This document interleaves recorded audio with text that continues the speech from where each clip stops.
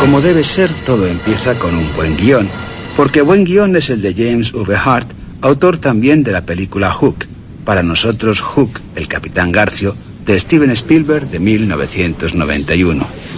Según el propio James V. Hart, creció con las películas de Roger Corman, también por las producidas por la Hammer, algo que es bueno para alcanzar una plena madurez, máxime cinematográfica.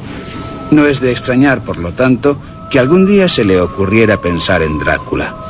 Lo hizo tras decidir que no era lo suyo producir películas de bajo presupuesto y sí escribir guiones. La lectura de Drácula, en la edición anotada por Leonard Woolf, le había impresionado. Pero el conde que revoloteaba por su cabeza poco tenía que ver con el de Todd Browning y siguientes. Diría: en la mayoría de estas películas solo explotaban al Drácula monstruoso, chupador de sangre, algo muy poco atractivo. Nadie lo presentó como el poderoso y carismático personaje que realmente es. Recuerden lo que el conde ya le dice en el capítulo 2 de la novela a Jonathan Harker, su invitado. He sido amo tanto tiempo que continuaré siéndolo, o por lo menos nadie será mi amo.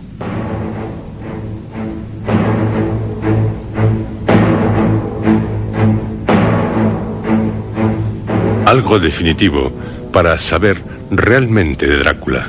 Un boyardo, un príncipe. De ahí que algunos lo llamen príncipe de las tinieblas. Pero Hart, para llegar al guión definitivo, tuvo que reescribirlo más de 50 veces. Algo que en ocasiones le resultó terrible. Pero el cine es así, y más con el exigente Coppola, que trabajó con él. Cuando Hart hizo el primer guión, casi podemos decir que el primer tratamiento, había pensado más en una serie para televisión que en una película. Necesitaba de mucha filmación para respetar completamente el contenido de la novela. El guión pasó a manos de la actriz Winona Ryder, que se lo entregó a Coppola, porque en llevarle guiones había quedado con él. Coppola no había podido contar con ella en películas como El Padrino por motivos de salud, y quería seguir contando con Winona, a la que le pidió que le llevase cuantos guiones considerara de interés. Winona Ryder cumplió. Uno de los guiones fue el de Drácula de James V. Hart, que satisfizo a Coppola, quien lo leyó a principios del 91.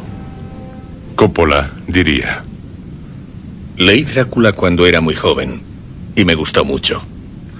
De adolescente fui asesor teatral en un campamento de verano cercano a Nueva York, en el que había chicos de 7 y 8 años de edad. Una noche les leí Drácula.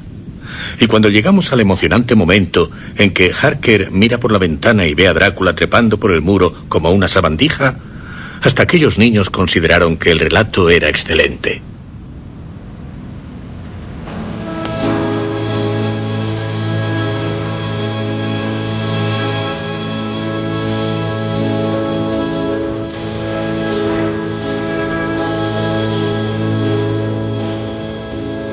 En el guión había algo que entusiasmó al director, el que se incluía la historia de Vlad el Empalador.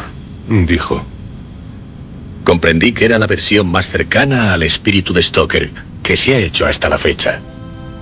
En las otras películas sobre el conde, lo de Vlad no se había tenido en cuenta, siendo imprescindible para saber quién es realmente el vampiro. La película de Coppola se inicia con lo narrado por el profesor Van Helsing en el capítulo 18 de la novela, según el diario de Mina Harker del 30 de septiembre. Dice Van Helsing: le he pedido a mi amigo Arminius de la Universidad de Budapest que me facilitase la historia de nuestro vampiro. Según él, se debe tratar del mismo voivoda de Drácula que se hizo célebre atravesando el gran río y luchando contra el turco en la misma frontera turca. Si es así, no se trata de un ser ordinario, pues en su época y en los siglos siguientes se habló de él como del hombre más hábil y más audaz, más inteligente y más valeroso del país y de la selva. Esta inteligencia superior, esta voluntad inquebrantable, las conservó en su tumba y de ellas se sirve ahora contra nosotros. Los Drácula, según Arminius, pertenecen a una raza noble e ilustre, aunque algunos en el curso de generaciones sucesivas, según sus contemporáneos, tuvieran relaciones con el malvado. Adoptaron su escuela y aprendieron sus secretos en Scholomans, en las montañas que dominan el lago Hermannstadt, donde el diablo tiene allí un discípulo de cada 10 habitantes. Pero Bram Stoker, de la historia real, hizo una historia fantástica, puesto que el final de Tal Vlad no es el que se nos dice en la película. Murió en lucha, decapitado por el enemigo o traicionado por alguno de los suyos. Hay dudas sobre ello. Escribe Ralph Peter Martin que su cabeza fue cuidadosamente conservada en miel, enviada a Mecmec como prueba de su muerte, atravesada por un palo y expuesta a la vista de todos. Por lo que, realmente, lo que se cuenta al principio de la película nunca ocurrió. Y a tener en cuenta de que por su tierra, Vlad Tepes, por muy empalador que fuera, en aquellos tiempos eran todos muy bestias, fue alguien que, según Martin, gracias a su perspicacia política, su habilidad diplomática y su gran capacidad militar, encarnó la historia de su propio pueblo. El amor a la patria, la sumisión a los grandes valores del pueblo, se convirtieron en una fuerza capaz de resistir los asaltos de las grandes potencias. Esta es la gran lección política que surge de la vida y obra del príncipe Vlad Tepes. O sea que, en Rumanía, nadie debe tomarse en serio que Vlad Tepes acabara siendo un vampiro. Pero lo que Coppola cuenta en su película resulta atractivo. Considero que es un acierto lo de la historia falseada de Vlad Tepes o Vlad Drácula, así como lo de que Mina sea la reencarnación de Elisabetta, que se suicidó por amor al príncipe, engañada al leer un mensaje en la punta de una flecha turca en la que se le decía que su amado había muerto.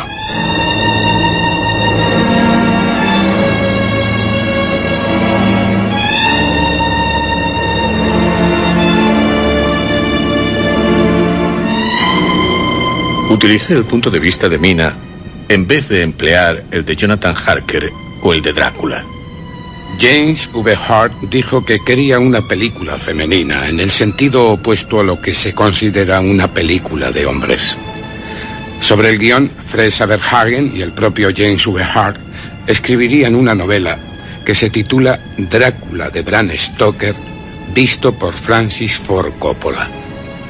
Todo un gran éxito con 3 llamadas de atención: los nombres del vampiro, de su creador y del director de la película. Los 3 nombres, que duda cabe, con inmensa fuerza. En la obra se noveliza el guión. En el prólogo se nos relata lo que les ocurrió a Vlad Drácula y a su amada Elizabeth en la Europa oriental de 1462. Y se da paso a la novela desde lo femenino. Según Hart, Drácula nos presenta el trato definitivo con el diablo. Nos muestra que una vida eterna no es una solución, sino de hecho una maldición. Y diría Coppola: La idea de que el amor puede vencer a la muerte o incluso devolver al vampiro su alma perdida.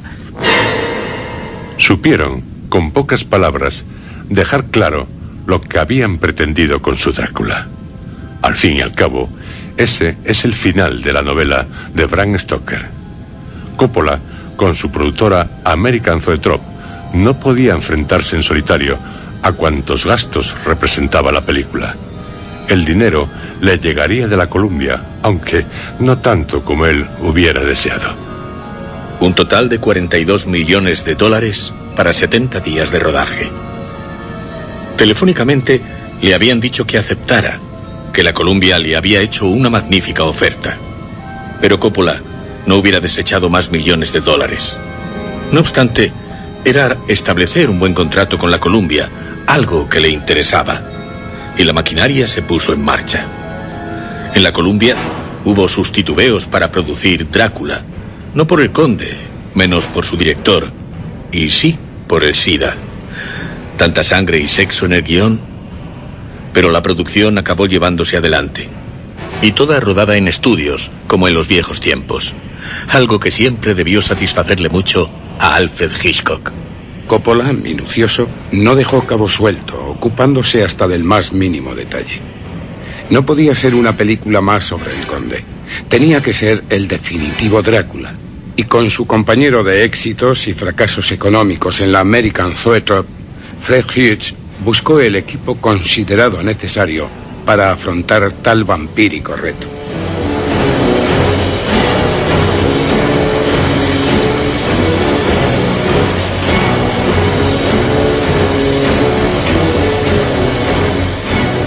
En los estudios de Sony Columbia, allá en Hollywood, comenzaron a construirse los grandes decorados que se requerían para el Drácula de Bram Stoker de Coppola, incluido el castillo del conde y hasta el paso de Borgo, donde a lo John Ford se rodaría esa espectacular persecución al final de la película, insólita en interiores.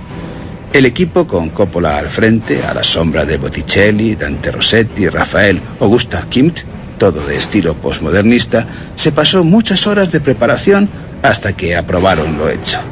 Magníficos los decorados, bajo la dirección de Thomas Sanders, y se seguía trabajando en el guión, que cambios siempre hubo, aun con el storyboard hecho. Storyboard que, para que todos supieran de qué iba la película, llegó Coppola a rodarlo hasta con voces y música, siendo la animación de Steranko, gran ilustrador de cómics.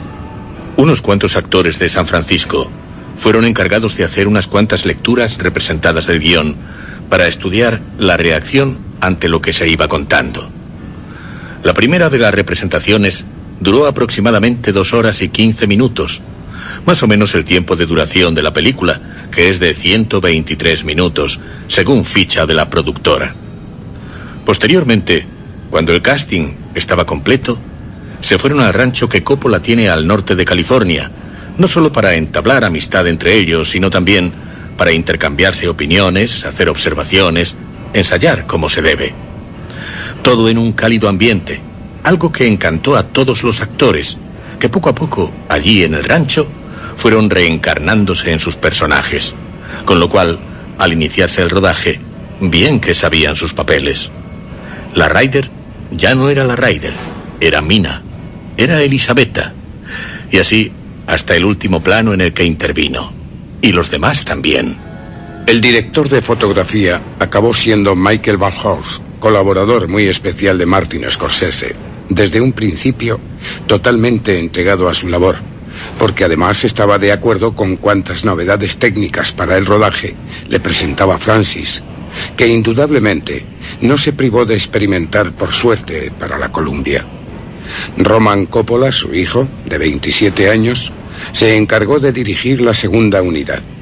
De tal padre, tal hijo. Quiero decir que Roman es también de los que no deja que nada se le escape, por lo que el maquillaje de Greg Cannon, así como los efectos visuales y el vestuario, resultaron perfectos.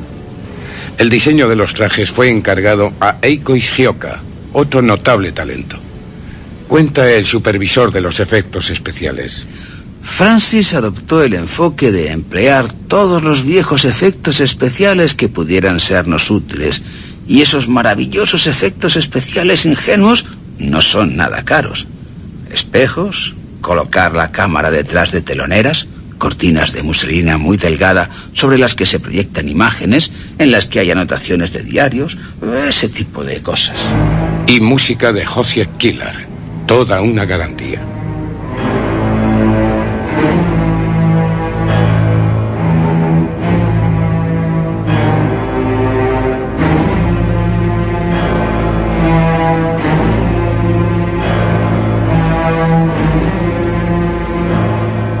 En el fondo, lo que quiso Francis Ford Coppola fue rodar la película como se pudiera haber hecho en los viejos tiempos del cine, pero usando la tecnología moderna, sin que se note, con toda sencillez. Lo sencillo es difícil. La primera toma se hizo el lunes 14 de noviembre de 1991 y la última el 31 de enero de 1992, teniendo en cuenta de que se tomaron 2 semanas de vacaciones navideñas. No se gastó más dinero que el presupuestado y no se invirtió más tiempo que el acordado. Esto debió enorgullecer a Coppola y romper el molde que tenía de despilfarrador. Hizo el rodaje al estilo de las viejas películas, con todos los efectos especiales tomados en el interior de la cámara. Nada que ver con la forma en que se habían hecho los Terminator 2, por ejemplo. Por eso tiene una especial textura casi naif, similar a la de los primeros pasos del cine. Lo consiguió mediante la filmación de la película de la manera en que debería haber sido rodada en 1897, cuando no tenían impresoras ópticas ni ninguno de los modernos sistemas de ahora. Si se quiere rodar con esas premisas, se tiene que recurrir a espejos, a efectos mágicos. Hasta se llegaría a utilizar una vieja cámara paté.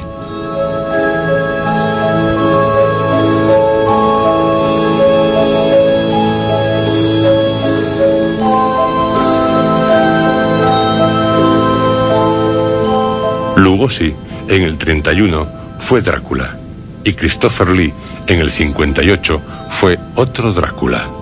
Y en el 92 también otro Drácula fue Gary Oldman, un actor del que se habla mucho en las crónicas de cine, pero también no poco en las de sucesos, que un tanto camorrista sí que parece ser. Este nuevo conde nació en New Cross, un barrio londinense, siendo amarga su infancia, a lo Carlos Dickens. Su padre, cuando él tenía 7 años, abandonó a la familia, que quedó en precaria situación económica. Fueron unos tiempos difíciles que Oldman resume perfectamente con un recuerdo: el más triste de mi infancia. Quería aprender a tocar el piano, pero tuvo que conformarse con dibujar un teclado, pegarlo a una mesa y allí darle a unas teclas que solo en su mente, y gracias a una gran imaginación, producían una música maravillosa. Su vida fue de niño tan poco agradable como su barrio, dejando el colegio al poco de comenzar a estudiar para dedicarse a ejercer diversos oficios, hasta que pudo estudiar arte dramático, siendo sus primeras interpretaciones en teatros de aficionados que no te sacan de la miseria. Pero pronto demostró su talento interpretativo, y por eso lo escogería Francis Ford Coppola, que le permitió acceder a la Royal Shakespeare Company. Por los 80, Oldman actuó en series de televisión. Con Alex Cox debutó en el cine. La película fue Sid y Nancy, del 86, y él encabezó el reparto acompañado por Chase Beck, David Heyman y Tony London. Película biográfica del cantante punk Sid Vicious, miembro del grupo Sex Pistols.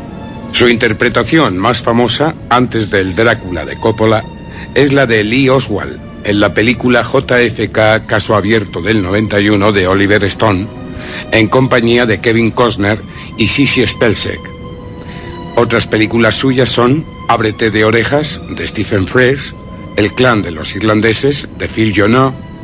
Como anécdota, les recordamos que en 1985 se llevó el premio al mejor actor, otorgado por la British Theatre Association Drama, que se creía era para Anthony Hopkins, después compañero suyo en Drácula de Bram Stoker como Van Helsing, pero tan amigos que Hopkins solo es perverso en el cine, y eso cuando se lo exige el guión.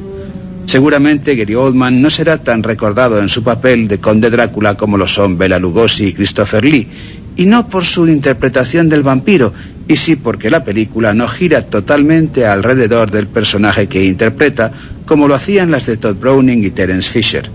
En las otras, el argumento se ponía al servicio del personaje, y no en esta, en la que el personaje es eje, pero está al servicio del argumento. Ya hemos dicho que el título de la adaptación es muy significativo, así como el de la novela basada en el guión. Drácula de Bram Stoker, la película. Hay 2 nombres, Drácula y Bram Stoker. Drácula de Bram Stoker, visto por Francis Ford Coppola, la novela. Hay 3 nombres, Drácula, Bram Stoker y Coppola. En las otras películas sobre el conde solo había uno, el de Drácula, y al actor que lo encarnaba se lo identificaba totalmente con el personaje. No así en la de Coppola. Es, aún no habiéndola, como una pugna por el estrellato. Pugna en la que Oldman es, sí, el que interpreta al principal personaje, pero pertenece al casting. Quien destaca en todas partes es su director y productor, estando en el reparto junto con todos los demás. Y hay más razones para que suponga que en el futuro se hable más del conde de Coppola que del conde de Oldman. Una de ellas, la pretensión de traducir fielmente al cine la novela de Bram Stoker, en la que, indudablemente, otros personajes como Mina, Jonathan o el profesor Van Helsing se codean en el reparto con el vampiro.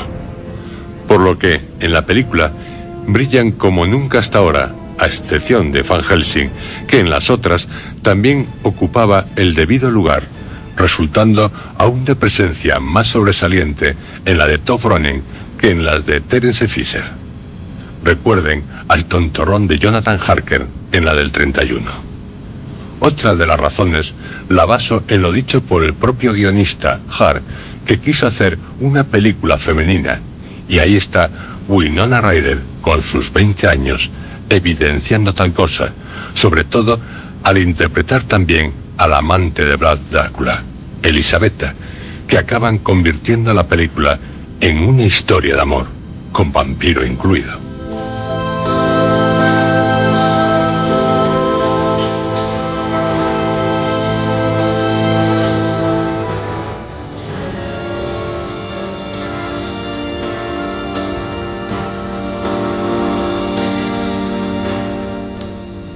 Winona Ryder, hija de escritores, de Michael y Cindy Horowitz, con sus 20 años, resultó la mina perfecta para Coppola, que buscaba actores jóvenes, tal como lo son los personajes en la novela de Stoker.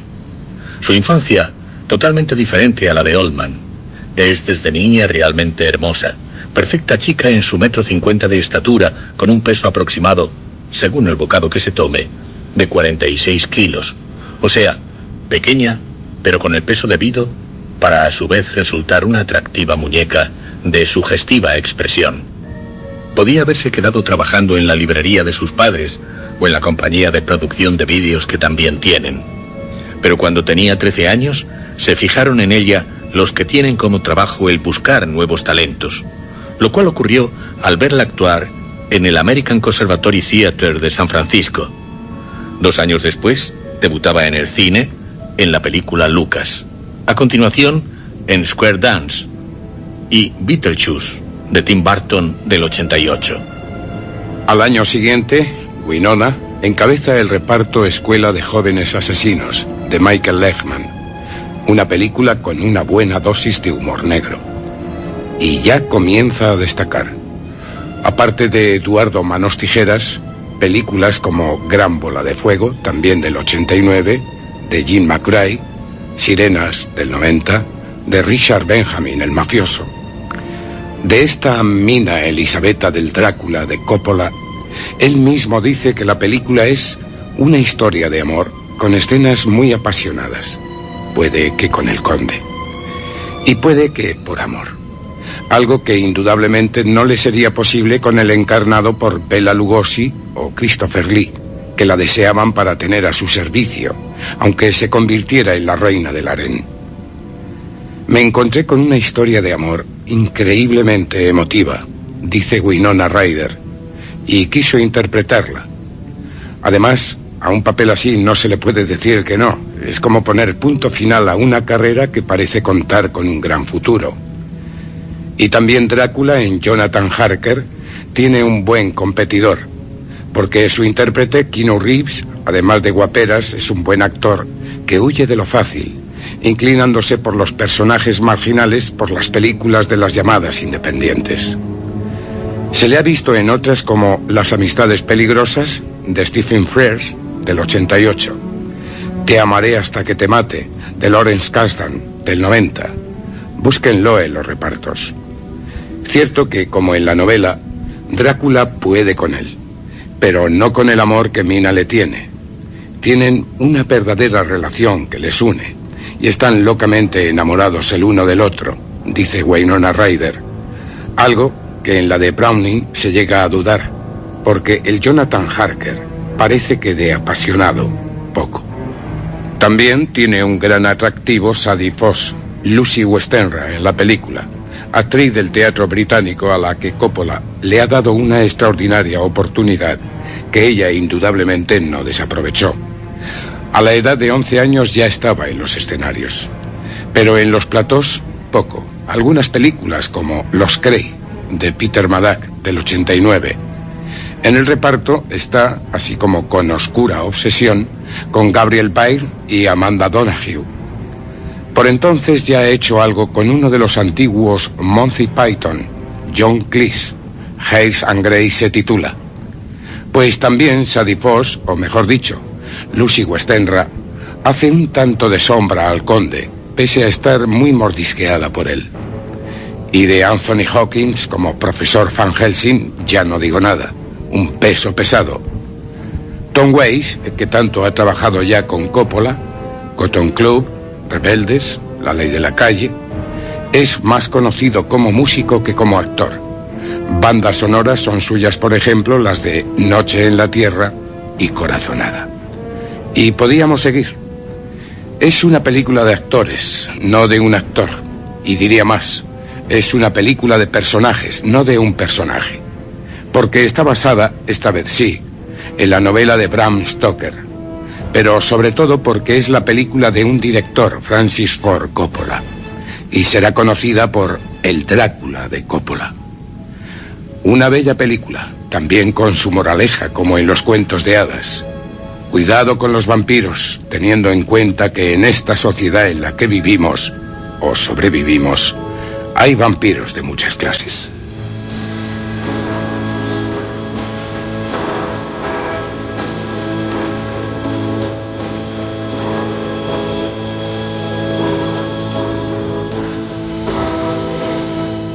Érase una vez.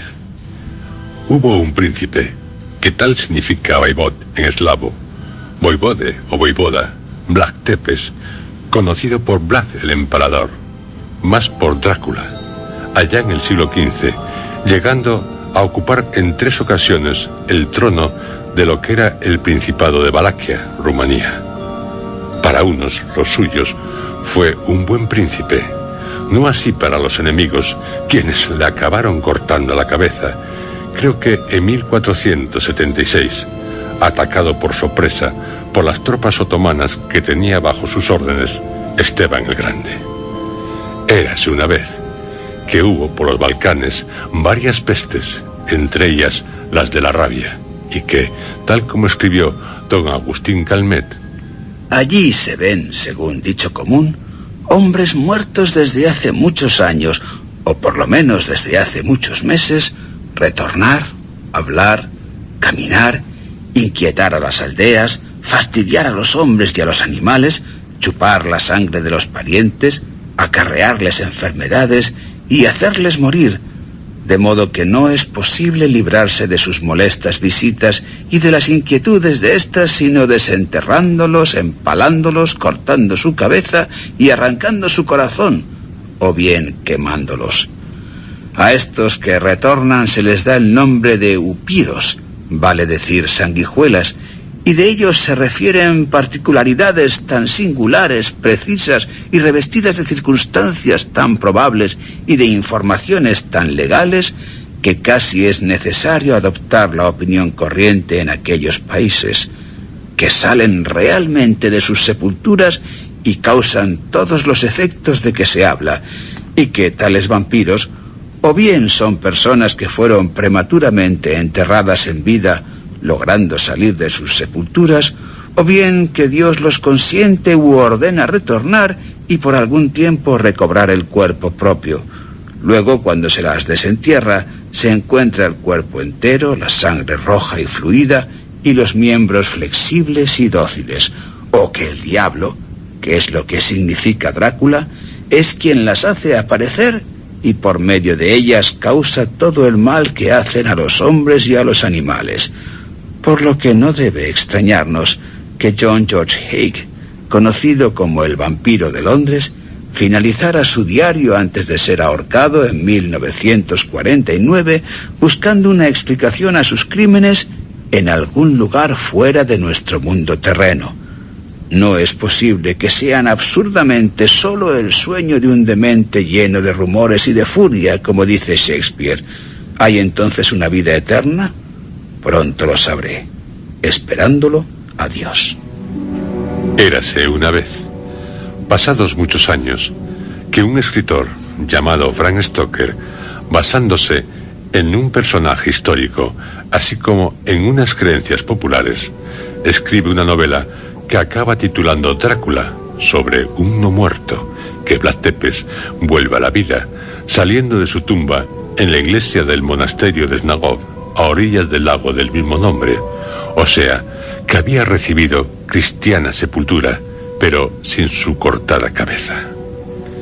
Érase una vez en que el tal Drácula decide irse a Londres, que ya no le es suficiente con practicar el vampirismo por sus tierras allá en Transilvania. Y ya tenemos, como en cualquier cuento de hadas, principio y fin de toda creación literaria a unos buenos. Mina Murray, Jonathan Harker, o sea, la hermosa princesa y el no menos hermoso príncipe, muy enamorados. El doctor Sheward, el padre de la princesa, que no es rey de los de corona, pero ejerce su reinado en un sanatorio. Lucy Westenra, la también hermosa amiga de la princesa, y otros que hacen la corte. Malos. El vampiro, o sea, el ogro, el dragón. Y lo del dragón viene mucho al caso, porque Drácula también significó dragón, haciéndose referencia a la orden del dragón derribado. Y sus mujeres, que son 3 y muy hermosas. Héroe. El profesor Van Helsing, porque es quien realmente se enfrenta al malo, utilizando para ello y sobre todo su sabiduría. Algo así como un Merlín. Los principales personajes, así como el desdichado de Renfield, que en el cuento simboliza todo el daño que puede hacer el vampiro, para que sepamos hasta dónde llega su maldad, serán víctimas del temido conde.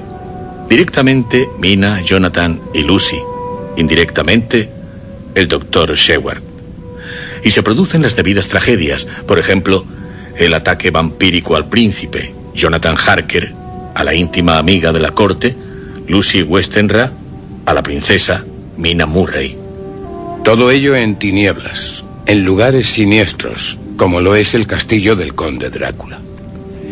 No cabe duda que, para que sepamos la paz que produce el liberarse de la maldición que toda naturaleza vampírica conlleva, alguien tiene que morir. Y nadie mejor que la hermosa Lucy, saliendo así del mal para volver al bien. Algo que le parece una bendición a su querido Arthur Holwood. Todos sentimos que la santa paz que inundaba, como la luz del sol, aquellas formas de aquel rostro estragados, eran solo indicio y símbolo de la paz que habría de reinar para siempre. Y la agonía de Renfield nos permite saber de cuánto es capaz de hacer Drácula con sus súbditos. Por lo que se debe recordar lo que hacía como Vlad Tepes. Y la crueldad que hubo en la Edad Media, que no solo la ejercía ni mucho menos Vlad, el empalador. Encontré a Renfield tendido en el suelo sobre el costado izquierdo, rodeado de un reluciente charco de sangre. Al tratar de moverlo observé que había recibido unas heridas terribles. La posición del cuerpo no parecía responder a la unidad que caracteriza incluso un estado letárgico normal. Como la cara le quedaba al descubierto, vi que estaba llena de magulladuras, como si le hubiesen golpeado contra el suelo. Sí, érase una vez, por lo que en el Drácula de Bram Stoker también hay un final feliz para Drácula y su amada Elisabetta. No se puede pedir más felicidad en un final. Y no digo eso de colorín colorado, porque recuerda al color de la sangre y no hay que tentar a la suerte. Una bella película. Y una pregunta. ¿Quién es Drácula? Según Har, el guionista. Nos demuestra que una vida eterna no es una solución, sino de hecho una maldición. Y, según su director, Coppola, Satán fue en su día el príncipe de los ángeles. La relación del hombre con Dios es sacramental y es representada por el símbolo de la sangre. Así, cuando Drácula rechaza a Dios, la sangre se convierte en la base de todos los sacrilegios. Drácula, el ángel caído.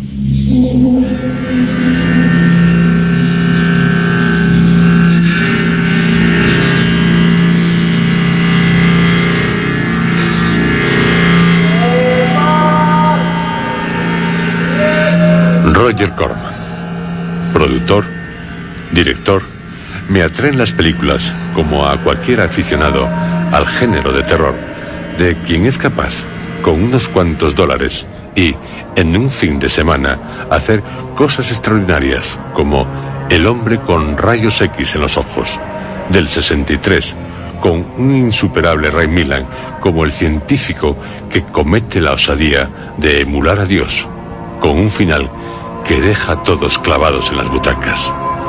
Ese plano más allá de... Su película, El péndulo de la muerte del 61, con Vincent Price y Barbara Steele, es una auténtica joya. Y con guión de Richard Matheson.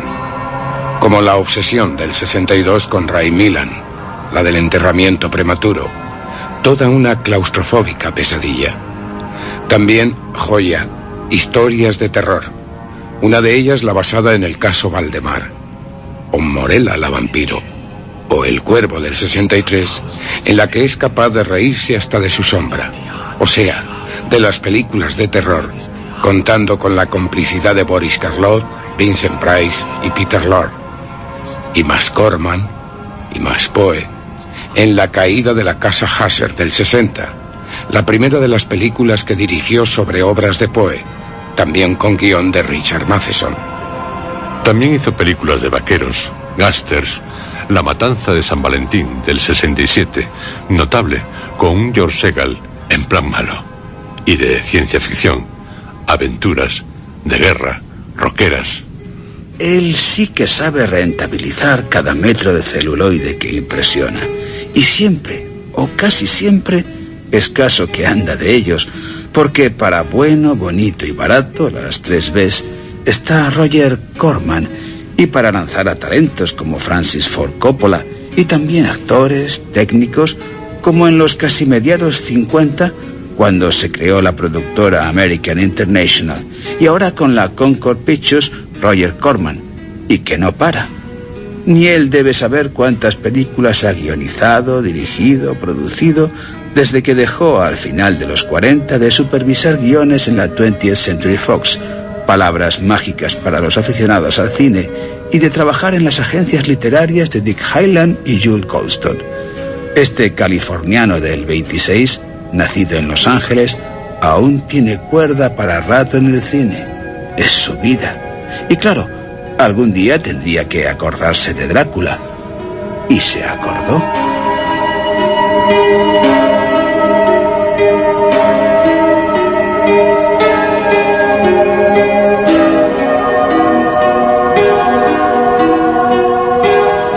Hubo buen cine en el 92, en el que la película Instinto Básico de Paul Verhoeven, con Michael Douglas y Sharon Stone, fue la película extranjera con mayor recaudación, con un total de 2.161.645.092 pesetas.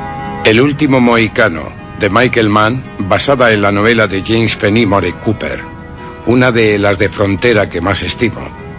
También Sin perdón, de Clint Eastwood, y de Por aquí, Belle Époque, de Fernando Trueba, por mencionar alguna. No me olvido de La Bella y la Bestia de Walt Disney. Y, por supuesto, de Drácula, de Bram Stoker, sangre de extraordinaria cosecha fantástica sí que tiene, que, como el buen vino, ganará aún más con el tiempo. Y hablando del conde, Drácula Rising, el vampiro que vuelve. Otro retorno producida por Roger Corman y dirigida por Fred Gallo. Con esta película, si creemos a su guionista, Rodman Flender, y no hay razón alguna para no creerle, el productor no tacañeó tanto como en otras, al contrario, Este guionista, ya muy acostumbrado a trabajar para la Concord Pictures, que aplaude entusiásticamente películas como Los viajeros de la noche, de Catherine Bigelow, del 87, nos dice que en un primer tratamiento de lo que le encargó Roger Corman, Lo que el viento se llevó, de los vampiros, derivó hacia una historia más bien de amor. Por eso de ahorrar, temiendo que le dijera que se haría en una semana como mucho. Pero en esta ocasión, el productor le sorprendió. Quería algo más espectacular, que no se preocupara de los gastos, lo cual dejó en un pasmo al guionista, desde luego de felicidad, que así podía lucirse mucho más. Rodman Flender dice que se tomó muy en serio su trabajo. Y también su trabajo se lo tomó en serio el productor y el director, pero que algún cambio le hicieron durante el rodaje. Normal. Un rodaje que, tras To Sleep with a Vampire, otra de vampiros de la Concord Pictures, también producida en el 92, se llevó a cabo en Bulgaria, en exteriores y en otro país. Fred Kahlo no debió caber en sí de tanta dicha. Drácula Rising, aquí estrenada en vídeo, se rodó en 40 días, y 40 días de rodaje para una película producida por Corman son como años para otras producciones. Castillos, monasterios, para los de su equipo, acostumbrados a tener que manejarse en unos cuentos interiores, algo sorprendente, maravilloso. Recuerden cómo el desplome del techo en llamas de la caída de la casa Husser lo utilizó Corman para otras películas suyas. Así se aprovechan los planos. El guionista de Drácula Rising no quiso apartarse mucho del argumento de Drácula de Bram Stoker, pero la verdad es que se apartó, y mucho. Dijo: puede que aporte el enfoque más original de toda la nueva tanda de películas con vampiros. De vampiros, puede, pero no del vampiro Drácula, que al conde hay que respetarlo. O sea, respetar su historia. Pero Corman es así, y los suyos también. De ahí que logren productos de interés y con poco dinero. Se nos cuenta en la película.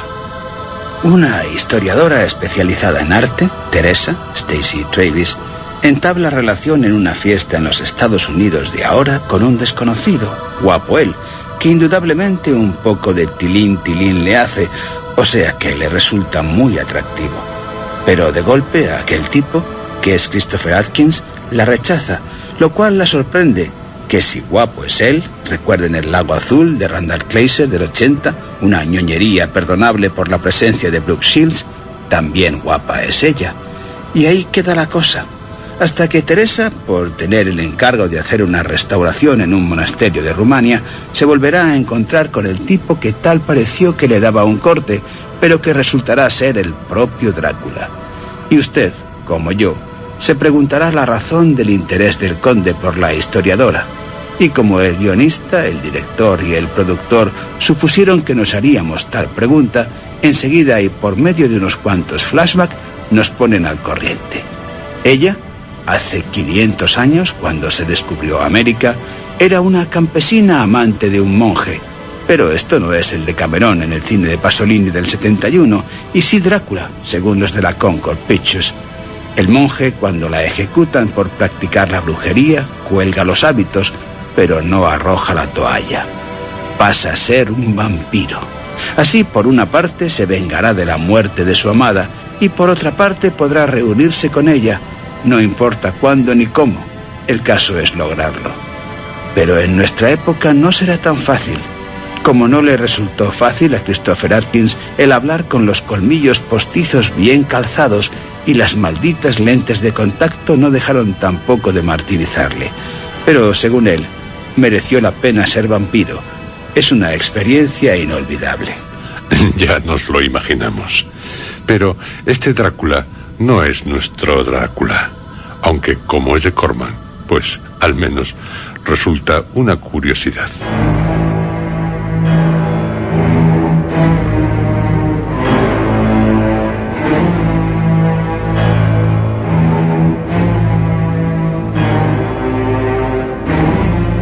Y así finalizamos, comentando las películas de Coppola y de Corman, la historia de Drácula en el cine. Una historia que resulta apasionante.